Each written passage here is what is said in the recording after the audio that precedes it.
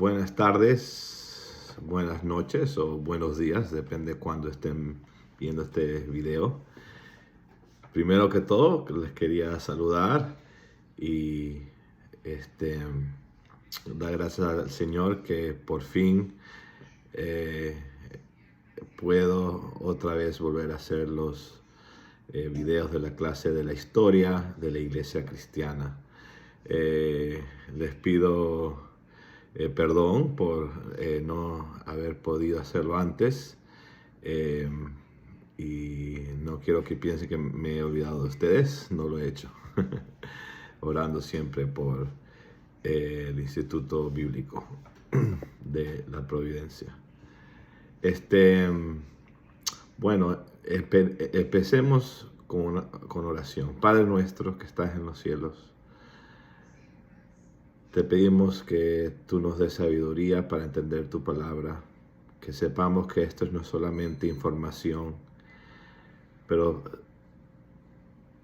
la historia de la iglesia es importante para ver tu mano soberana y la obra del Espíritu Santo por medio del Evangelio, que es el poder de Dios para la salvación de todos aquellos que crean en Cristo. Danos sabiduría y entendimiento y dame las palabras correctas en el nombre de Jesús. Amén. Bueno, hemos estado hablando sobre la iglesia primitiva, que no primitiva en el sentido de historia secular, donde habla de los hombres primitivos. Nosotros sabemos que nosotros fuimos creados por Dios y por primitivo queremos decir de la antigüedad. Pero la iglesia primitiva se refiere a los primeros años de la iglesia después de Cristo. Comenzó con la iglesia pentecostal. Por la iglesia pentecostal no nos estamos refiriendo tampoco a la denominación evangélica moderna, como los bautistas tenemos a los pentecostales o a los presbiterianos. Nos estamos refiriendo a la iglesia primitiva, pero más específicamente a los que estuvieron ahí en el día que el Espíritu Santo vino sobre la iglesia. Y hoy vamos a hablar sobre Esteban, el primer mártir, por lo menos el primer mártir documentado de la iglesia. Es bien importante saber el dicho que la sangre de los mártires es la semilla de la iglesia. Y eso es verdad. Los mártires no murieron en vano. Y eso incluye a todos los discípulos que dieron su vida por el Evangelio. No se callaron.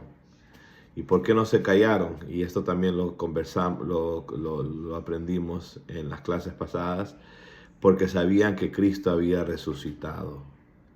Sabían que Cristo había resucitado. Es increíble cómo los discípulos pasaron de ser hombres llenos de miedo, de temor, escondidos, esparcidos por todo el Jerusalén,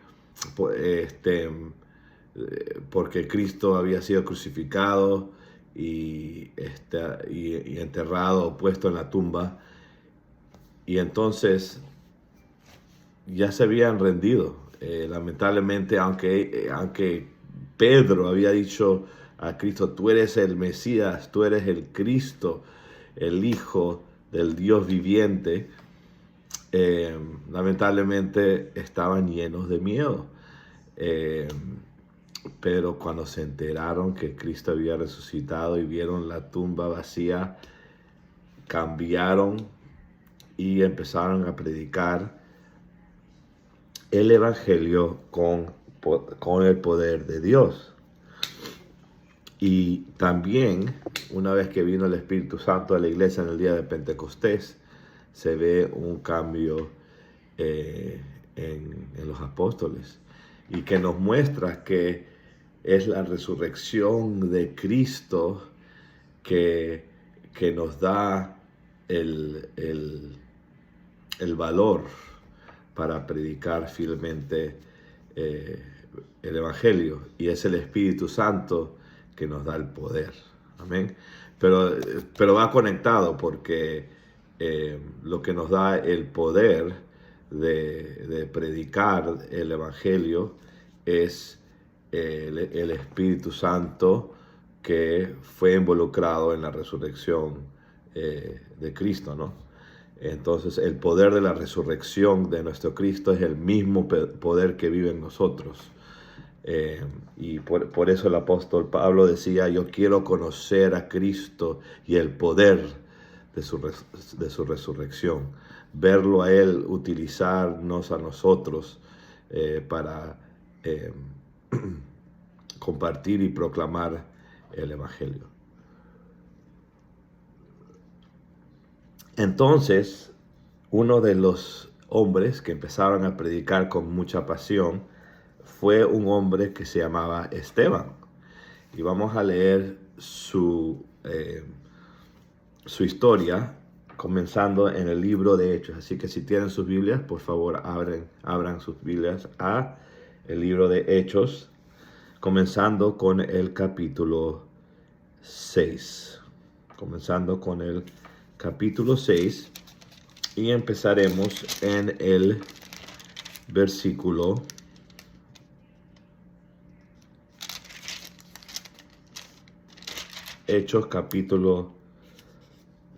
6.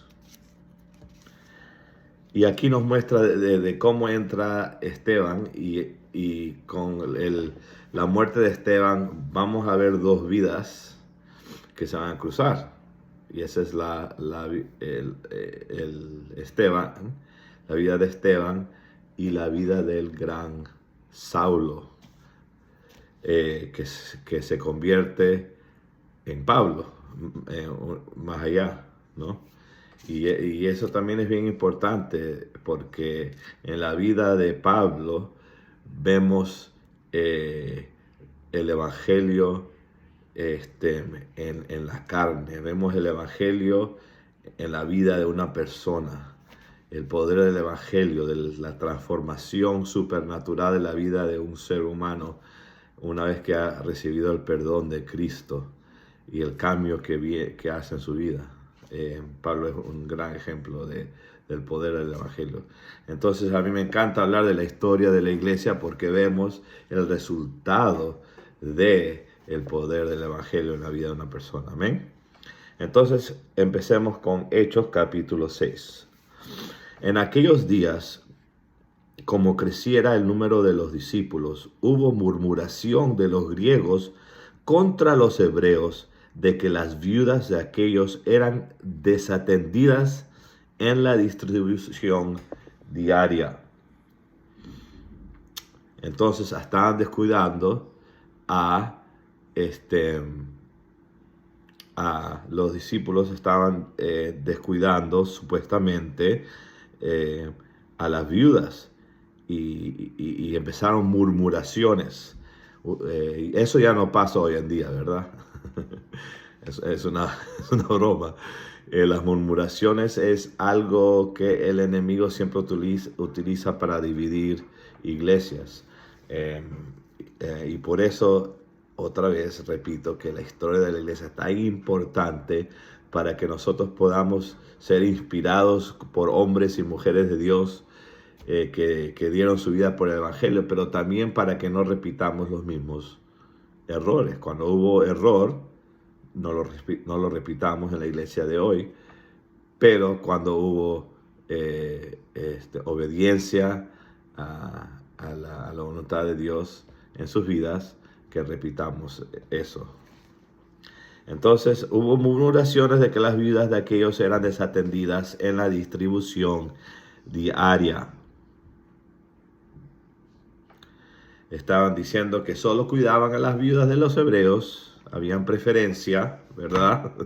Es que si solamente se preocupan por los amigos del pastor, o los familiares del pastor, o solo se preocupan por eh, eh, por los que han estado viniendo más tiempo a la iglesia. Siempre hay quejas y murmuraciones, que no es de Dios, ¿no? Entonces los 12 convocaron a la multitud de los discípulos y dijeron: no es justo que nosotros dejemos la palabra de Dios para servir a las mesas. Es fácil juzgar a los que están predicando la palabra, ¿verdad? Ay, no me visita, no me visitó cuando me enfermé, no me visitó cuando estuve mal. El pastor no visitó a Juan Perico León, cualquier persona que sea, cuando estaba pasando por un gran problema con su matrimonio. Qué horror, cómo puede ser eso, que el pastor no lo visitó. Y entonces es bien fácil murmurar contra hombres de Dios y buscar errores. Pero un siervo de Cristo que reconoce su posición en la iglesia de Cristo, en el cuerpo de Cristo, no dice qué puede hacer la iglesia por mí, sino qué puedo hacer yo por la iglesia. Ese es el espíritu de Cristo, que funciona como siervo de Dios en el cuerpo de Cristo. Wow, el pastor no ha podido visitar a estas personas enfermas. Voy a ver cómo yo puedo ayudar y visitarlas yo mismo, o buscar a otros que lo puedan visitar, o atender a la viuda Juana, por decir, porque y en vez de murmurar, se buscan soluciones. Entonces aquí dicen, buscaron una solución. Entonces 12 convocaron a la multitud de los discípulos y dijeron: no es justo. Los 12 convocaron a la multitud de los discípulos, ya no se refiere a los 12. Los 12 son los discípulos que nosotros normalmente a los que nosotros nos referimos normalmente, los 12, los originales, menos Judas, ¿no? Y los discípulos se refiere a los miembros de la iglesia, a los seguidores de Cristo, ¿no? Y dijeron: no es justo que nosotros dejemos la palabra de Dios para servir a las mesas. Es bien importante entender que este versículo no está bajando o minimizando la importancia de servir, ¿ok? Sino al contrario, está subiendo, está elevando la importancia de la prédica de la palabra de Dios. Una iglesia que no entienda el valor de que la palabra de Dios sea predicada va a tener todo al revés, va a funcionar mal. Y entonces es bien importante ver estas cosas para que nosotros también apliquemos en nuestras congregaciones, o ustedes en sus puestos de liderazgo en la iglesia. ¿Okay? Entonces dijeron: buscad pues, hermanos, de entre vosotros a 7 varones de buen testimonio, a 7 hombres que tengan buen testimonio de seguidores de Cristo, llenos del Espíritu Santo y de sabiduría, a quienes encarguemos de este trabajo. ¿Ves? Ahí se nota que ese trabajo es importante, tan importante que hay que escoger hombres de Dios con sabiduría para que se encarguen de algo, un ministerio tan importante de proveer a los necesitados de la congregación, en este caso a las viudas, ¿no? Y nosotros persistiremos en la oración y en el ministerio de la palabra. Y nosotros nos enfocaremos en lo más importante, que es la palabra de Dios y la oración. El pastor principal encargado de la prédica de la palabra, debería ser ayudado para que él se pueda enfocar en la oración y en la prédica de la palabra. Hay iglesias, yo conozco iglesias donde hermanos pastores también son los que limpian, también son los que se encargan de visitar a los enfermos, también son los que se encargan de ministrar a los niños, a los jóvenes y a los adultos y ancianos, también a las viudas, a los huérfanos. Son los que se encargan de hacer evangelización en las calles.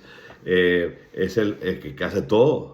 Y eso no es humanamente posible. O sea, la palabra de Dios es bien realista, en el sentido de que el poder de Dios está fluyendo por nosotros y utilizándonos para traer a almas a Cristo, pero hay que estar pendientes de que cada miembro del cuerpo de Cristo haga su trabajo.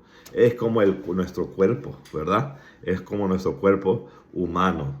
Si estamos haciendo a una parte de nuestro cuerpo trabajar demasiado, se va a enfermar o más de lo que debería ser.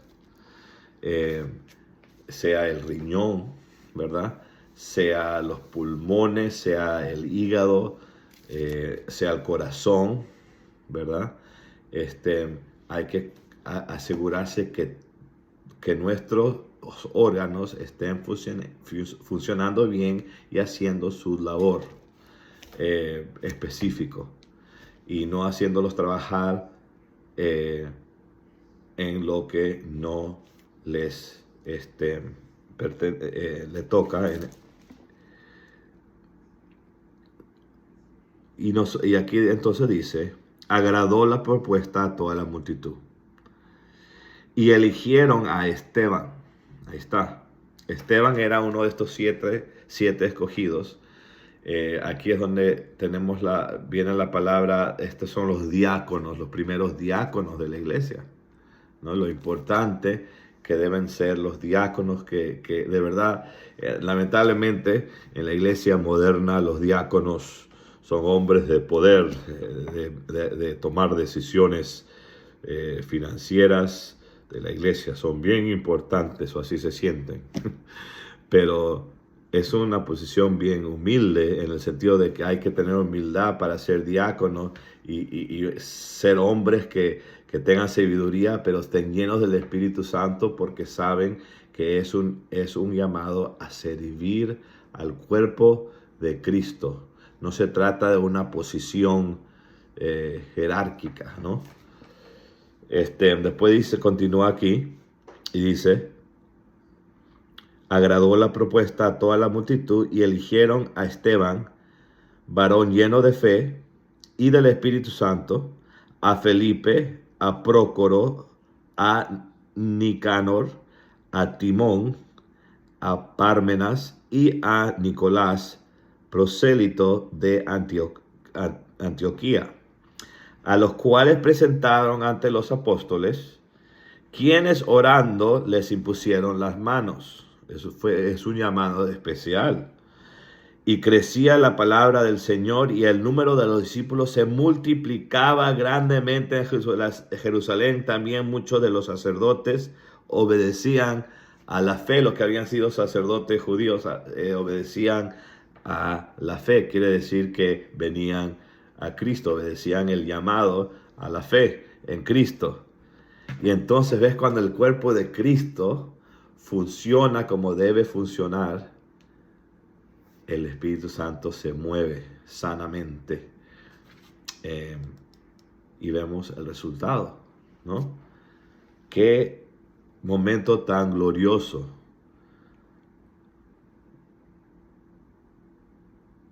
Y crecía la palabra del Señor, y el número de los discípulos se multiplicaba grandemente.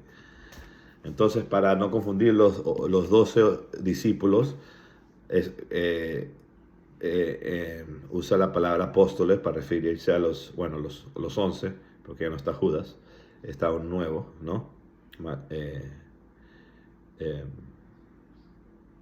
Malquías. Y después no Malquías, Matías. Este, entonces están los apóstoles y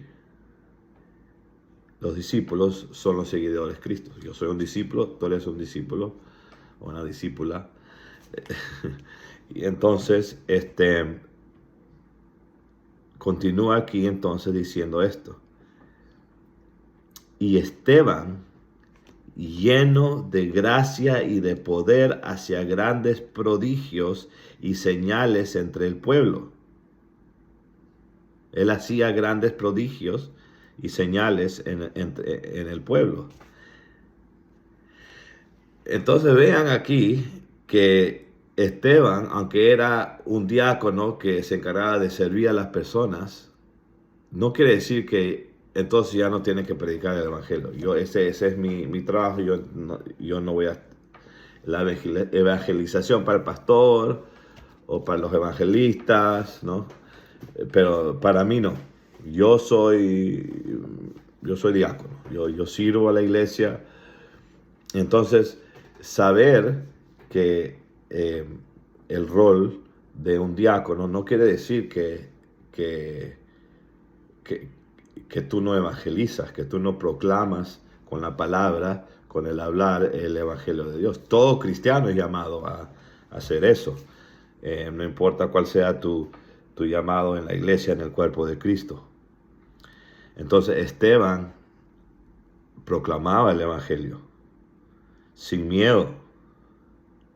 Entonces se levantaron unos de la sinagoga llamada de los libertos y de los de Cirene, de Alejandría, de Cilicia y de Asia, disputando con Esteban. Estaban disputando discusiones seguro sobre Jesús y quién era Jesús, porque les lo estaba proclamando como el Mesías, ¿verdad?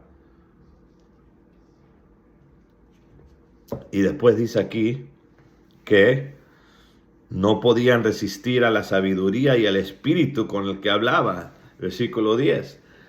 O sea, uno hay que prepararse, uno tiene que ir a institutos bíblicos o lo que Dios provea, seminario, universidad bíblica, pero es el Espíritu Santo que nos da las palabras en cualquier conversación que tengamos. Y eso es lo que significa estar en el Espíritu.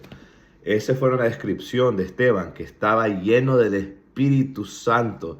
Eso no quiere decir que el Espíritu Santo es como un líquido con el cual uno tiene que estar llenado, y algunos están llenados con más que el otro. No. Estar llenos del Espíritu Santo quiere decir que el Espíritu Santo vive en nosotros y nosotros estamos caminando, ¿verdad?, con el Espíritu Santo, escuchándolo, siendo guiados por Él, ¿no? Entonces, aquí dice que no podían resistir a la sabiduría del Espíritu con el que él hablaba. El Espíritu Santo le da las palabras y qué decir en qué momento. Entonces uno tiene el conocimiento de la palabra de Dios y el Espíritu Santo usa eso, ¿no?, para hablar esa información de la palabra de Dios que uno tiene acá guardada en el momento adecuado. Y eso me ha pasado a mí varias veces, como que en un momento dando consejería, hablando con alguien, un versículo que yo seguro no había usado en mucho tiempo, me viene a la mente. Ese es el Espíritu Santo. Pero ahí viene la importancia del estudio de la palabra, porque si no hay información, el Espíritu Santo usa la palabra de Dios con la que te llenas. Y es interesante que en Efesios y Colosenses, cuando habla de ser llenos del Espíritu Santo y llenos de la palabra de Dios, los resultados son los mismos. porque van juntos. La obra del Espíritu Santo y la palabra de Dios. El Espíritu Santo obra por medio de la palabra de Dios, no yendo al lago a meditar y a sentir una electricidad. Eso no es el Espíritu Santo. El Espíritu Santo es un ser personal, la tercera persona de la Trinidad, Dios, el Espíritu Santo. Amén. Bueno, continuamos aquí. Y entonces dice, entonces sobornaron a unos para que dijesen que le habían oído hablar palabras blasfemas contra Moisés y contra Dios. Él ha hablado él no había dicho nada contra Dios ni contra Moisés, obviamente, ¿no? Pero ahí explica la palabra, su meta era soborno, ¿verdad? Y soliviantaron al pueblo, a los ancianos y a los escribas, y arremetiendo le arrebataron y le trajeron al concilio, y pusieron testigos falsos que decían, este hombre no cesa de hablar palabras blasfemas contra este lugar santo y contra la ley. Mentira. Pues le hemos oído decir que ese Jesús de Nazaret destruirá este lugar y cambiará las costumbres que nos dio Moisés. Entonces todos los que, estoy en el versículo 15 del capítulo 6 de Hechos, entonces todos los que estaban sentados en el concilio al fijar los ojos en él, vieron su rostro como el rostro de un ángel. El sumo sacerdote dijo entonces, ¿es esto así? ¿Es cierto esto? Porque cuando lo veían a él, veían una presencia, veían la presencia de Dios, que es la presencia del Espíritu Santo. Y él dijo, varones, hermanos y padres, oíd. Esteban está hablando, ¿ok? Y esto es lo que dice Esteban. Versículo 2, estas son las palabras de Esteban. El Dios de la gloria apareció a nuestro padre Abraham. ¿Ves? Él lo que hace es pone la luz del Evangelio al Antiguo Testamento para que entiendan que el Antiguo Testamento es cumplido, se cumple en el Evangelio, se cumple en la venida de Cristo y su pasión, ¿no? Su vida, muerte, crucifixión y resurrección. Varones, hermanos y padres, oíd, el Dios de la gloria apareció a nuestro padre Abraham estando en Mesopotamia antes que morase en Harán. Y le dijo, sal de tu tierra y de tu parentela y ven a la tierra que yo te mostraré. Entonces salió de la tierra de los caldeos y habitó en Harán. Y de ahí, muerto su padre, Dios le trasladó a esta tierra en la cual vosotros habitáis ahora. En ningún momento habló contra nadie. Por eso es bien importante siempre responder contra la verdad, no solamente para defenderse.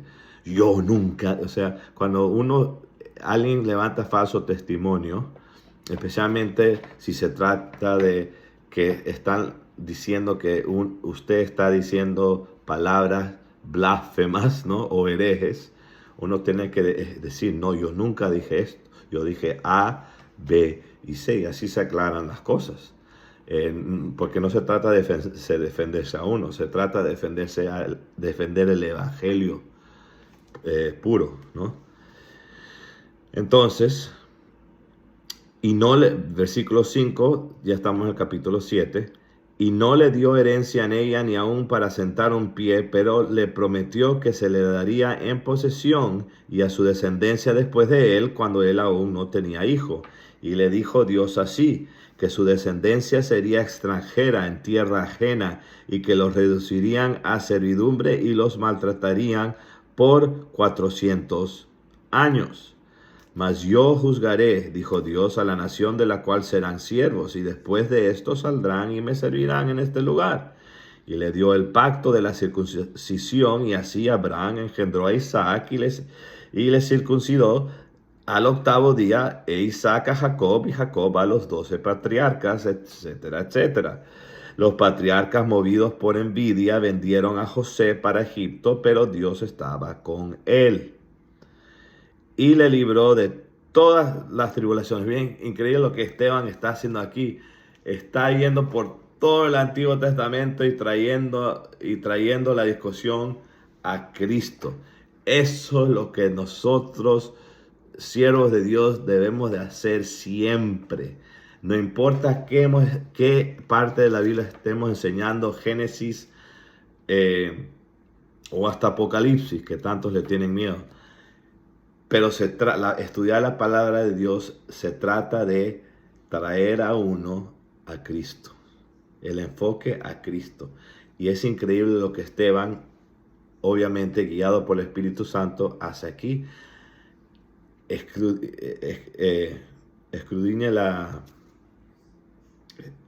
escrituras de Génesis hasta el tiempo presente donde estaba él, y muestra cómo el plan de Dios de traer al Mesías, y que ese Mesías ya había llegado y muerto y resucitado, y que ese Mesías era Jesús. Entonces, hermanos, que siempre en nuestros diálogos, nuestras enseñanzas, que siempre sea un viaje, un paseo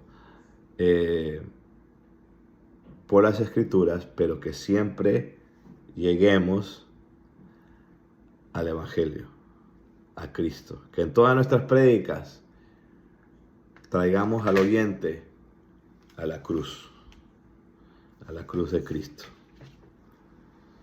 Amén. Y después continúa la palabra de Dios.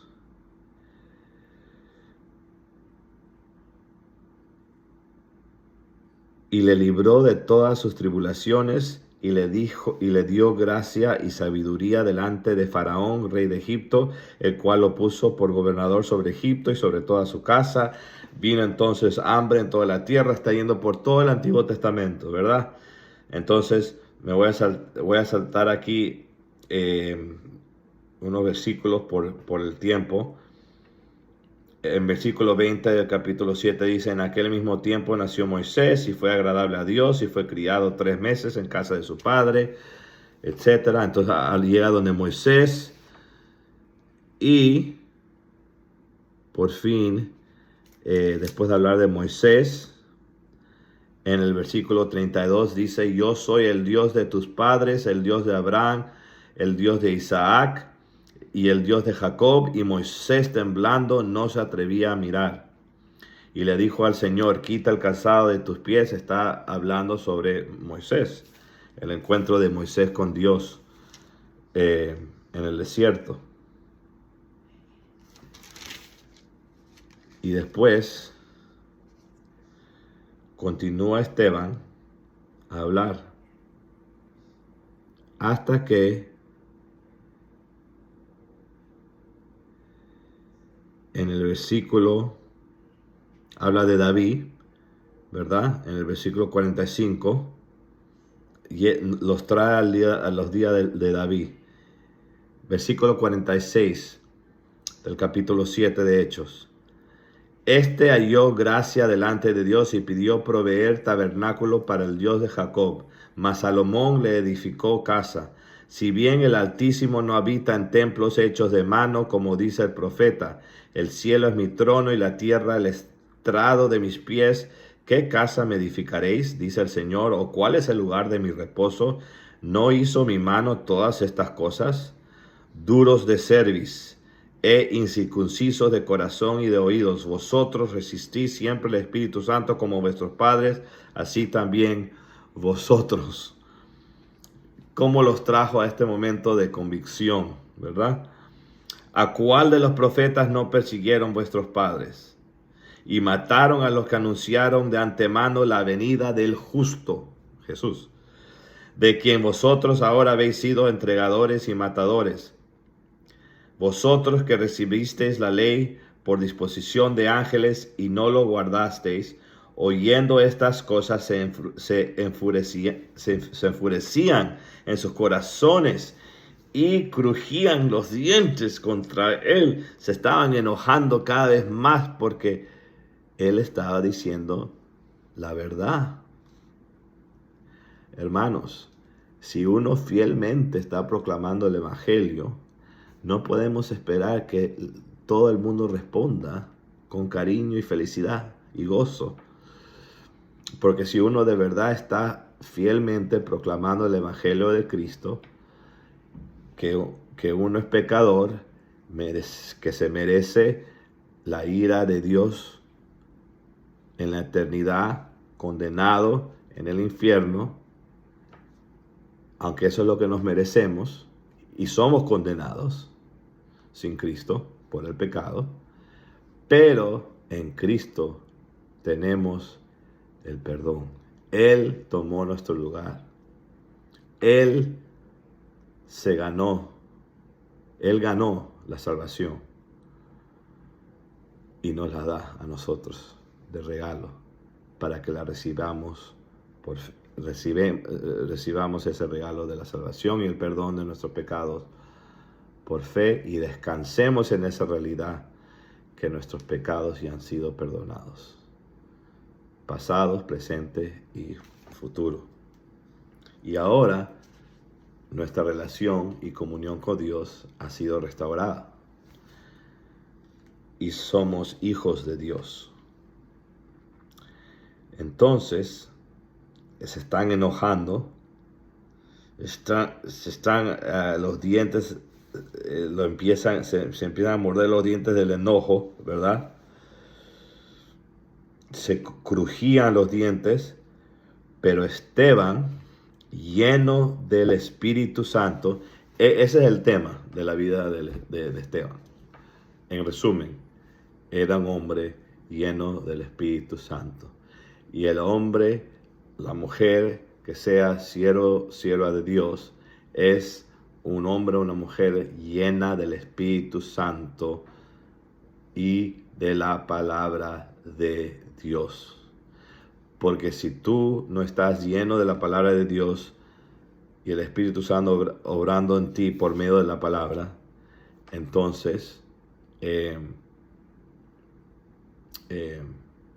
estás obrando con tus propias fuerzas y habilidades. Y así no es el ministerio, ¿no? El ministerio es obrar nos damos nosotros como instrumentos a nuestro Padre Celestial, a Cristo nuestro Salvador. Pero Esteban, lleno del Espíritu Santo, puestos los ojos en el cielo, ahí es donde nuestros ojos deben estar puestos, hermanos, en el cielo donde está Cristo. Él es nuestra única esperanza y garantía del perdón ante Dios, un Dios santo. Amén. Puestos los ojos en el cielo, vio la gloria de Dios. Dios en ese momento se la mostró. Y a Jesús que estaba a la diestra de Dios y dijo: he aquí veo los cielos abiertos y al Hijo del Hombre que está a la diestra de Dios. Entonces ellos, dando grandes voces, se taparon los oídos y arremetieron a una contra él. Y echándole fuera de la ciudad, le apedrearon. Y los testigos pusieron sus ropas a los pies de un joven que se llamaba Saulo, indicándonos que Saulo había mandado a matar a Esteban. Por eso le trajeron la ropa. Misión cumplida.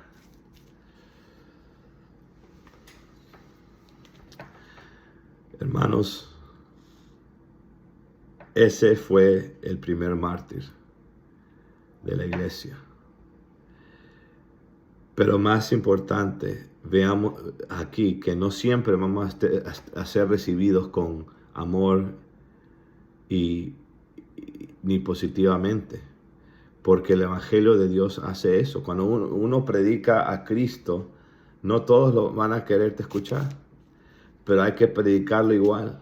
No importa las amenazas, no importa las críticas, hay que ser fiel al evangelio. Y eso es lo que vemos en el primer mártir y lo que vemos, el patrón que vemos en la vida de los fieles en la iglesia de Dios,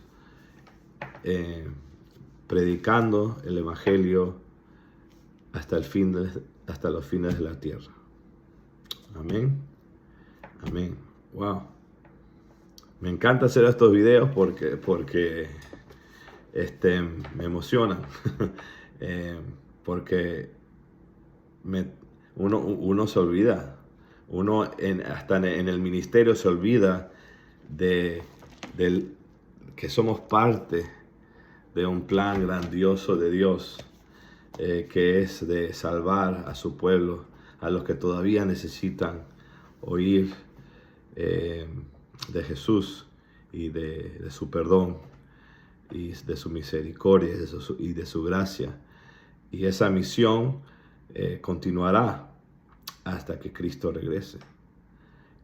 No se acabará. Entonces hay que continuar a predicar. Amén.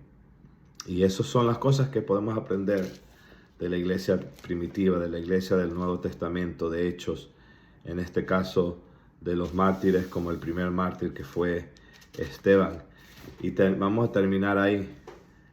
Terminamos con Saulo, una vida bien interesante. Vamos a hablar mucho sobre él, porque hay cosas que hay que tocar de su vida que normalmente pastores y profesores no hablan de él, de lo que él sufrió, de lo que él experimentó como hasta después de ser salvo, ¿no? Imagínense, este es como una propaganda de lo que vamos a hablar la próxima vez. Cuando uno viene a Cristo, ¿verdad? Sabe que es perdonado, que es limpio y todo, pero uno todavía tiene recuerdos del pasado. Entonces imagínense a Pablo recordando a todos los cristianos que él había matado, hombres, mujeres y niños también, y tener ese peso. Pero al mismo tiempo, él fue el que escribió mucho sobre la salvación por fe y por gracia. Si hay alguien que entendía la gracia de Dios, era Pablo. Saulo, que se volvió Pablo. Porque él sabía lo profundo y lo supernatural que es el perdón que tenemos en Cristo, gracias a la obediencia de Cristo y el sacrificio de Cristo. El perdón de Él es verdadero, es final, ¿verdad? No es temporal, Él no va a cambiar de opinión. No, mejor no te perdono. No, ya fuimos perdonados en Cristo. Cristo logró lo que se tuvo que cumplir para que seamos salvos. Amén. Y por eso Esteban no le importó morir por Cristo. ¿Y cómo murió? Y que así nosotros también, cuando el Señor nos llame cuando nosotros tenemos nuestros ojos puestos en el cielo y en su gloria, y no en las cosas de este mundo. Que así nos encuentre nuestro Señor cuando regrese o cuando nos llame a su presencia. Amén. Padre nuestro que estás en los cielos, llénanos de tu palabra, llénanos de tu Espíritu Santo. Y Señor, te pido que esta clase no solamente fue una clase de información, pero que haya alentado, inspirado a los alumnos a ser fieles al Evangelio de Cristo, de nuestro Señor y Salvador. En su nombre pedimos todo esto. Amén y amén. Estoy lleno de gozo de haber vuelto otra vez con los videos, y oren para que el Señor provea el tiempo, porque el deseo está aquí todos los días. Me gustaría hacer 20 videos y mandarlos. Pero vamos a esperar que ya les pueda mandar videos más a menudo. Amén. Bendiciones, que el Señor los bendiga mucho y ya nos estaremos viendo.